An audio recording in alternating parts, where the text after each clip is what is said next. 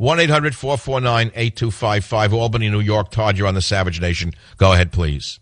Michael, you're sitting there talking about Jimmy Carter, and it brought back some old recollections. I mean, one could make a really strong case he's the father of Islamic terrorism. Yes, he is. I have made that point. I have had Iranian men say to me, you're the only one in the media who knows.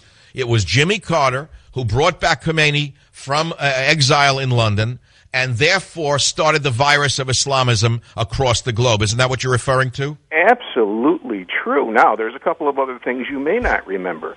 Who was it that decimated the CIA, the covert ranks of the CIA? It was Jimmy Carter. Jimmy Carter. Wait, he started it, but didn't Gerald Ford continue it with his liberal policies, even though he's a so-called R? It was too late. It was too late. They lost 85% of their most competent section heads under Carter. They just walked. Carter, remember, instituted the rule that said we could no longer do business with people of questionable moral authority. But the CIA today is what? Who are they spying on? American citizens who might be a threat to the government? Yeah, right. I mean, the point being that Jimmy Carter is, you could make that argument. That's a very strong argument. I've heard you made it. But what you can't forget is that the reason that happened was his incompetence. Now we have a second incompetent president, and he's destabilized Egypt. He's destabilized Libya.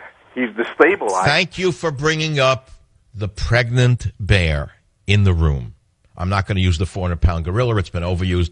The pregnant bear in the room is that Obama's Middle East policy, which was under the design of George Soros's money, which was given to Brzezinski and Carter, has brought about the greatest unmitigated disaster in American history in terms of foreign policy.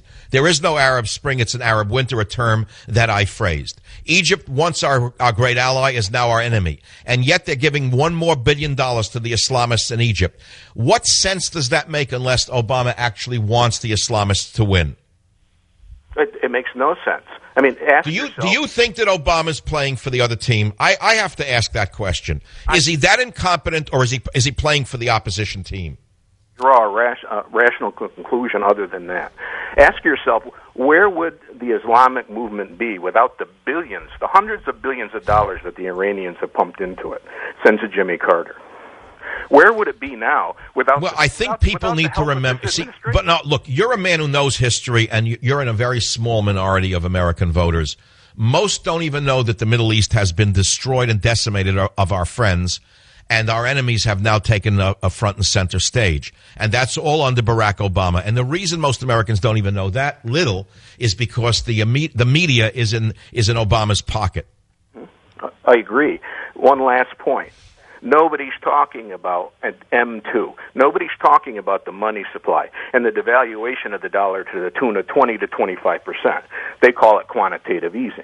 If you're really concerned about the middle class and the poor, do you walk out and devalue their purchasing power by that amount of money?